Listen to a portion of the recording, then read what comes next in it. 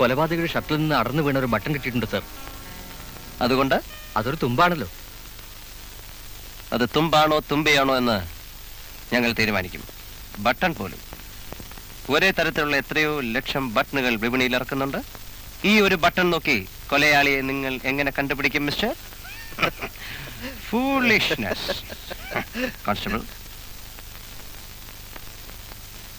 തല മുതൽ കാല് വരെയുള്ള നീളം എത്രയാണെന്ന് അളക്കൂ. അതിനു മുമ്പ് ഒരു നിമിഷം ഒന്ന് വരും. Okay, excuse me. എന്താ? മനുഷ്യനെ താഴ്ത്തിക്കിട്ടുന്ന സ്വഭാവം പണ്ടേ നിന്റെ രക്തത്തിലുള്ളതാണ്. കോൺസ്റ്റബിൾ എന്നുള്ള വിളി എനിക്ക് തീരെ പിടിക്കുന്നില്ല. തമിഴ്നാട് ക്രൈം ബ്രാഞ്ചിൽ നീ കോൺസ്റ്റബിളും ഞാൻ ഇൻസ്പെക്ടറുമാണ്. അവിടെ ഇവിടെ അത് കൊട്ടിക്കൊഴിക്കേണ്ട ആവശ്യമില്ല. ഉള്ള കാര്യം തുറന്ന് പറയുന്നതിന് ആരെയും പേടിക്കണ്ട. നിന്റെ ഈ കോംപ്ലക്സ് മരിച്ചാലും മാറില്ലടാ.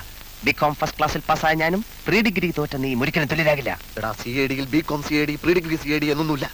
എല്ലാം CAD തന്നെ. ആവർത്തിച്ചാൽ ഞാൻ മഹാ തറയാകും. ഇനി എന്തോ തറയാകാൻ? നീ തറയാണ്. Beauty first. വാതിൽപ്പടിയിൽ കൊലപാതകയുടെ നിന്ന് സംശയിക്കുന്ന രക്തക്കറ ഉണ്ടായിരുന്നു. അത് മറ്റൊരു തുമ്പാണ് സാർ. രക്തം പരിശോധിക്കാൻ ഫോറൻസിക് ലാബിലേക്ക് അയച്ചിട്ടുണ്ട്. അയച്ചോളൂ. പക്ഷെ ഞങ്ങൾക്ക് അതിന്റെ ആവശ്യമില്ല. തുമ്പുണ്ടാക്കാനും കേസ് തെളിയിക്കാനും ഞങ്ങൾക്ക് സ്റ്റേറ്റ് പോലീസിന്റെ സഹായം ആവശ്യമില്ല. നിങ്ങളെ കൊണ്ട് സാധിക്കാഞ്ഞിട്ടാണല്ലോ ഞങ്ങളെ വരുത്തിയത്. സാർ, ഞങ്ങളാൽ കഴിയുന്ന സഹായം. നോ, ഞങ്ങൾ ചില നിർദ്ദേശങ്ങൾ തരും, അതനുസരിച്ചാൽ മതി. ആദ്യമായിട്ട് മിസ്റ്റർ മരിച്ചാലിന്റെ പേരെന്താണ്? അശോക് വർമ്മ.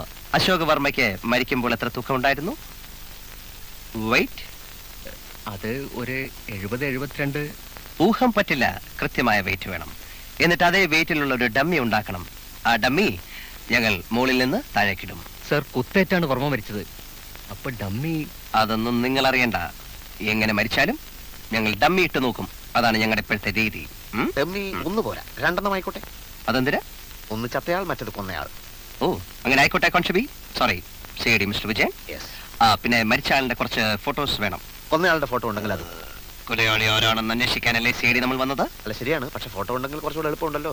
ഓക്കെ, തൽക്കാലം നമുക്ക് പോകാം. കമാൺ.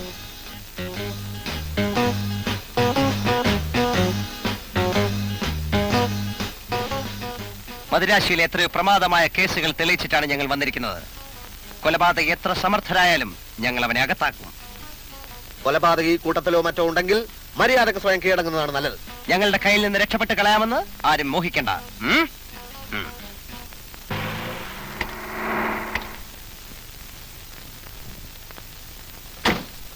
Sir, yes. എനിക്ക് അനുഭവ സമ്പത്ത് കുറവാണ്. കുറച്ച് വേണോ?